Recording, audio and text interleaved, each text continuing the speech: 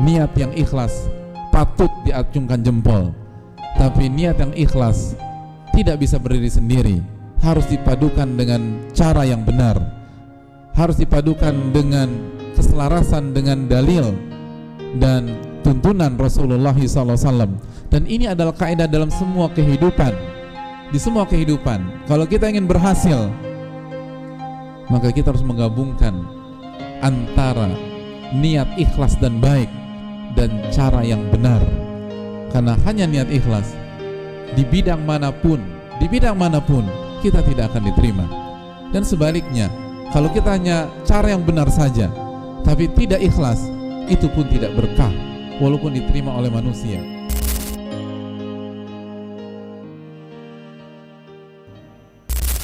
Salah satu ibunda kita radhiyallahu ta'ala anha, Ummu Salamah, pernah menyampaikan kebiasaan Rasulullah SAW setiap pagi. Beliau menuturkan, anna Nabiya SAW kana idza asbah qal, Rasulullah SAW jika berada di waktu pagi setelah salat subuh, beliau membaca, Allahumma inni as'aluka ilman nafi'a wa rizqan thayyiba wa amalan mutaqabbala. Ya Allah, berikanlah aku ilmu yang bermanfaat, rizki yang baik dan halal, dan amalan yang diterima oleh Engkau subhanahu wa ta'ala. Hadis yang dikeluarkan oleh Imam Ibnu Majah dan lain-lain. Sebuah doa yang diajarkan dan dipraktekkan langsung oleh baginda Rasulullah SAW setiap pagi, qudwah kita, uswah hasanah kita, baginda Rasulullah SAW berdoa, Allahumma inni as'aluka ilman nafi'a wa rizqan thayyiba wa amalan mutaqabbala.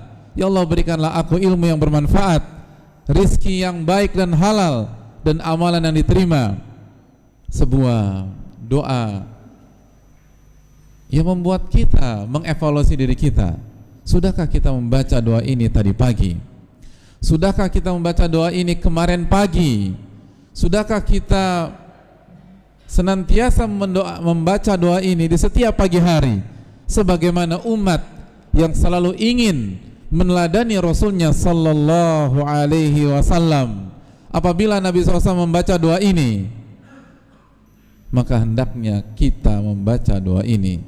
Dan mulai saat ini, mulai esok pagi, latih diri kita untuk membaca doa yang simpel, sederhana, dan mudah untuk dihafal. Allahumma inni as'aluka ilman nafi'a wa rizqan thayyiba wa amalan mutaqabbala. Dan hadirin yang Allah muliakan, ini bukan hanya sekedar mengucapkan sebuah doa, ini adalah sebuah tujuan. Ulama kita mengatakan, mengapa Nabi SAW meminta 3 hal di atas: ilmu yang bermanfaat, rizki yang baik dan halal, dan amalan yang diterima. Dan mengapa Nabi SAW membaca doa ini di pagi hari? Karena ini adalah tujuan hidup kita dalam kesehariannya. Ini adalah misi yang harus kita jalankan setiap hari. Makanya diminta di pagi hari sebelum kita melakukan aktivitas apapun, sebagai pengingat bahwa tujuan Anda dan tujuan kita semua di hari ini adalah mendapatkan ilmu yang bermanfaat. Tujuan kita pada hari ini adalah mendapatkan rizki yang halal dan baik. Dan tujuan hari ini dan yang harus kita kerjakan hari ini adalah amalan yang diterima oleh Allah Subhanahu wa ta'ala. Ini bukan hanya 3 hal biasa. Ini adalah tujuan dan isi hari kita pada hari tersebut. Ini bukan hanya 3 perkara, tapi inilah aktivitas-aktivitas kita pada hari tersebut. Di hari itu atau di setiap hari, aktivitas kita harus bernilai ilmu yang bermanfaat, atau mencari rizki yang halal dan yang baik, dan amalan yang diterima, sholat yang diterima, zikir yang diterima, mencari nafkah dan diterima oleh Allah Subhanahu wa taala, mengucapkan salam dan diterima oleh Allah, berbuat baik kepada tetangga, datang ke masjid ketika azan dikumandangkan untuk mengerjakan salat berjamaah. Semua itu bukan hanya sekedar dikerjakan, tapi bagaimana diterima oleh Allah Subhanahu wa taala. 3 perkara di atas adalah isi sebuah hari dalam kehidupan seorang muslim, kehidupan orang-orang beriman. Ketika orang-orang beriman ditanya, apa isi hari Anda pada hari ini? Maka jawabannya adalah ilmu yang bermanfaat, mencari rizki yang halal dan baik, dan amal ibadah yang diterima oleh Allah Subhanahu wa taala. Dan hadis ini memberikan pelajaran kepada kita bahwa Nabi SAW mengucapkannya di pagi hari. Ini menunjukkan pesan besar bahwa sebelum kita beraktivitas, minta pertolonganlah kepada Allah Subhanahu wa taala. Berdoalah kepada Allah Subhanahu wa taala. Jangan sampai kita mencari ilmu hanya mengandalkan diri kita sendiri dan kecerdasan kita. Jangan sampai kita mencari rizki yang halal hanya mengandalkan skill kita dan pengalaman-pengalaman kita. Dan jangan sampai kita beribadah pada hari tersebut hanya mengandalkan diri kita dan ilmu kita. Andalkan pertolongan Allah Tabaraka wa ta'ala. Iyyaka na'budu wa iyyaka nasta'in. Hanya kepada Engkau kami beribadah dan hanya kepada Engkau kami meminta pertolongan. Ibadah tidak akan bisa diwujudkan kecuali karena ditolong oleh Allah Tabaraka wa ta'ala. Dan Allah akan tolong kita jika kita meminta pertolongan kepada Allah. Wa iyyaka nasta'in, dan hanya kepada Engkau kami meminta pertolongan. Ini memberikan pelajaran bahwa pagi hari seorang muslim berisi merendah, meminta dan berdoa kepada Allah Subhanahu wa taala. Pagi hari adalah awal dari sebuah hari, maka awalilah hari kita dengan merendah kepada Allah. Awali hari kita dengan berdoa kepada Allah. Awali hari kita dengan beribadah kepada Allah. Awali hari kita dengan bergantung kepada Allah. Awali hari kita dengan meminta pertolongan kepada Allah Subhanahu wa taala. Ini pesan besar yang harus kita kerjakan apabila hari kita ingin berkah. Ada banyak hari di mana kita berpikir kita sudah persiapkan sematang-matangnya, tapi dengan mudahnya berantakan dan hancur lebur, dan usut punya usut. Pada hari itu kita tidak minta pertolongan kepada Allah. Kita tidak mengandalkan kekuatan Allah. Kita mengandalkan kekuatan diri kita sendiri. Kita mengandalkan plan atau rencana-rencana kita. Kita andalkan persiapan yang kita pikir sudah matang, tapi dengan kuasa Allah, hanya karena satu blunder atau satu kesalahan, semua berantakan. Hadirin yang Allah muliakan, wa khuliqal insanu dha'ifa. Manusia diciptakan dalam kondisi lemah, dan yang lemah butuh pertolongan dari yang maha kuat. Ma'asyiral muslimin, sidang Jumat yang semoga Allah muliakan. Adapun perkara pertama adalah ilmu yang bermanfaat. Kata para ulama kita, ini menunjukkan bahwa tidak semua ilmu yang bermanfaat. Tidak semua ilmu menjadi ilmu yang bermanfaat. Ada ilmu yang bermanfaat dan ada ilmu yang tidak bermanfaat. Maka pastikan ketika kita belajar, ilmu itu bermanfaat di dunia dan di akhirat kita. Dan kita adalah bukti itu sendiri.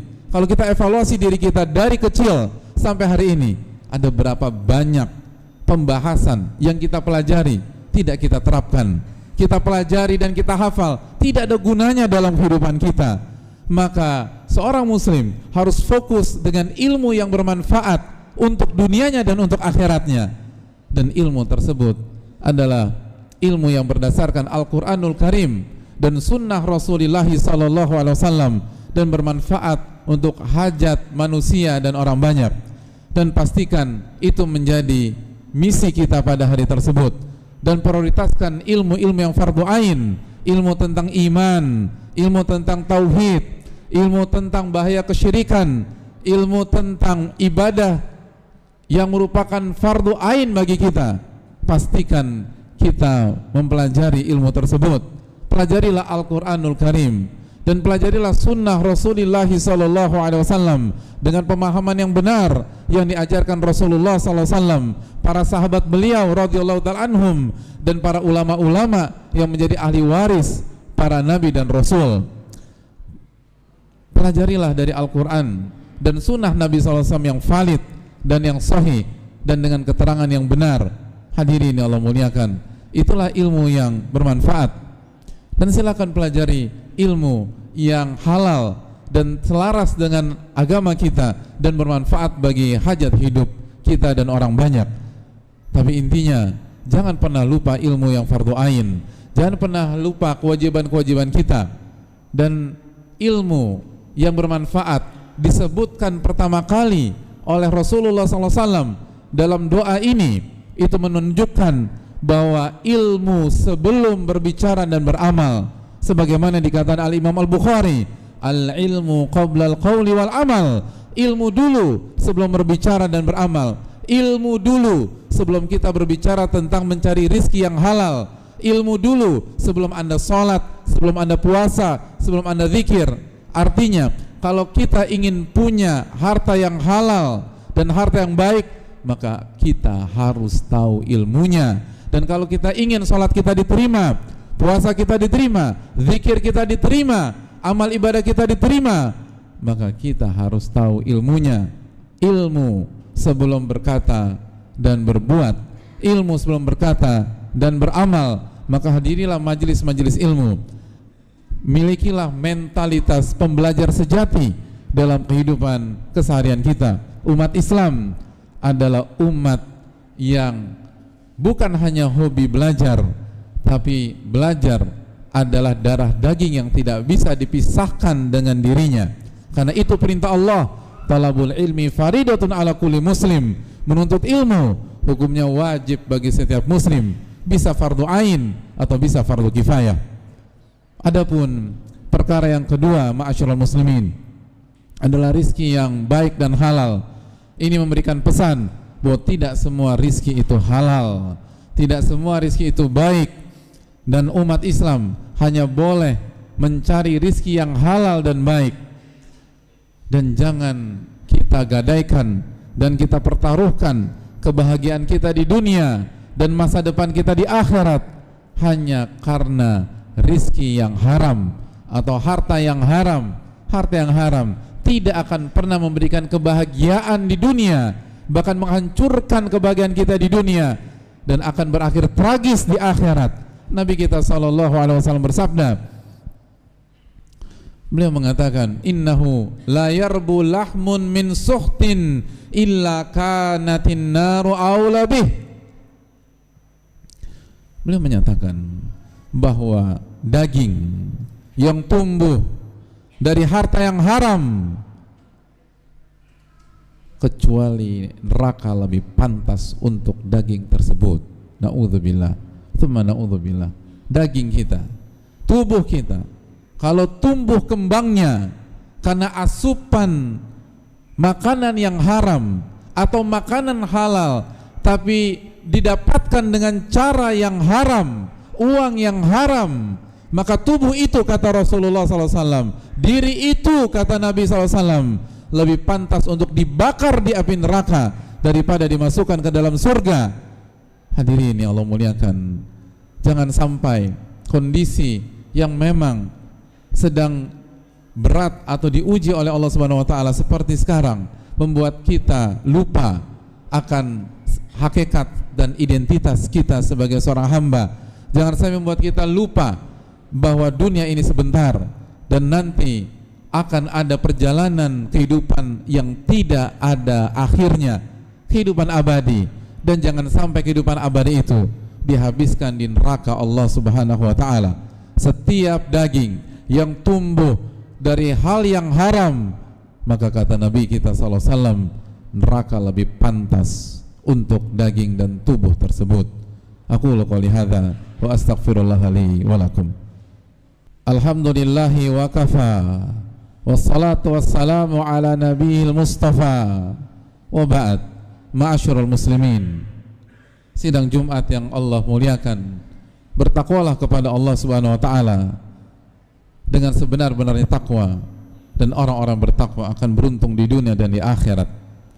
Dan di antara upaya untuk bertakwa adalah meneladani Rasulullah SAW, dan di antara amalan yang dilakukan Nabi SAW adalah berdoa di setiap pagi ba'da salat subuh, Allahumma inni as'aluka ilman nafi'a wa rizqan thayyiba wa amalan mutaqabbala. Ya Allah, berikanlah aku ilmu yang bermanfaat dan rizki yang halal dan baik dan amalan yang diterima. Dan perkara yang ketiga dari doa di atas tersebut adalah amal yang diterima. Ini menunjukkan bahwa tidak semua amal diterima oleh Allah Subhanahu wa taala. Tidak semua ibadah diterima oleh Allah Subhanahu wa taala. Maka Nabi kita SAW mengajarkan kepada kita selalu meminta amal yang diterima, amal yang banyak, tapi ditolak oleh Allah Subhanahu wa taala. Apalah artinya? Tapi kalau kita bisa menjaga amal ibadah kita sehingga diterima oleh Allah Subhanahu wa taala, maka semoga ini adalah kebahagiaan di dunia dan di akhirat. Dan ulama kita mengatakan bahwa amal ibadah tidak akan diterima kecuali memenuhi dua syarat. Yang pertama, ikhlas kepada Allah Subhanahu wa taala. Ikhlas hanya mengharapkan wajah Allah, hanya mengharapkan ridha Allah Subhanahu wa taala, bukan untuk yang lain. Innamal a'malu binniyat. Nabi kita sallallahu alaihi wasallam bersabda, sesungguhnya amal ibadah tergantung dengan niatnya. Wa innama likulli imri'in ma nawa. Dan setiap orang akan diganjar sesuai dengan niatnya, sesuai dengan niatnya. Dan kata Nabi SAW memberikan contoh tentang konsep dan kaidah besar ini. Beliau mengatakan, faman kanat hijratuhu ilallah wa rasuluhu. Dan barang siapa yang berhijrah dan niatnya untuk Allah dan Rasulnya, niatnya ikhlas, fahijratuhu ilallahi wa rasuli, maka dia akan mendapatkan Allah dan Rasulnya, dia akan diterima oleh Allah Subhanahu wa ta'ala. Wa man kanat hijratuhu lidunya yusibuha aw imra'atin yankihuha fahijratuhu ila ma hajara ilaih. Dan barang siapa yang hijrahnya untuk dunia atau wanita yang ia ingin nikahi, maka ia hanya mendapatkan apa yang dia niatkan tersebut. Hadirin, hijrah adalah amalan yang sangat besar. Hijrah adalah amalan yang sangat beresiko tinggi. Hijrah adalah amalan yang penuh dengan pengorbanan. Tapi jika niatnya bukan karena Allah, maka Allah tidak terima amal ibadah yang penuh dengan perjuangan dan pengorbanan tersebut. Lalu bagaimana dengan ibadah-ibadah yang lain? Maka ikhlaskanlah niat kita ketika kita beribadah. Dan syarat yang kedua, amal tersebut mengikuti tuntunan Rasulullah SAW. Amal tersebut benar, dan benar itu ada dalil dan keterangan dari sunnah Rasulullah SAW. Nabi kita SAW bersabda, man amila amalan laisa alaihi amruna fahuwa rad. Barang siapa yang mengerjakan amal ibadah yang tidak pernah kami tuntunkan, kami ajarkan, kami berikan dalilnya, kami contohkan, maka amal ibadah itu tertolak dan tidak diterima oleh Allah Subhanahu wa ta'ala. Niat yang ikhlas patut diacungkan jempol, tapi niat yang ikhlas tidak bisa berdiri sendiri, harus dipadukan dengan cara yang benar, harus dipadukan dengan keselarasan dengan dalil dan tuntunan Rasulullah SAW. Dan ini adalah kaidah dalam semua kehidupan. Di semua kehidupan, kalau kita ingin berhasil, maka kita harus menggabungkan antara niat ikhlas dan baik dan cara yang benar. Karena hanya niat ikhlas di bidang manapun kita tidak akan diterima. Dan sebaliknya, kalau kita hanya cara yang benar saja tapi tidak ikhlas, itu pun tidak berkah walaupun diterima oleh manusia. Oleh karena itu hadirin sekalian, niatkan dengan niat yang ikhlas dan ikutilah sunnah, tuntunan dan dalil dari Al-Quranul Karim dan sunnah Nabi SAW dan perinciannya. Semoga amal ibadah kita diterima oleh Allah Subhanahu wa ta'ala, dan semoga setiap hari kita mendapatkan ilmu yang bermanfaat dan rizki yang halal dan baik dan amalan yang diterima. Dan semoga kita bisa menjaga keistiqomahan kita dalam berdoa dengan doa ini di setiap pagi. Dan barang siapa yang belum berdoa dengan doa ini, maka esok hari adalah momentum untuk memulai mengamalkan doa yang diriwayatkan oleh Al-Imam Ibnu Majah dan ulama-ulama lain. Dan semoga Allah mengijabah doa-doa kita.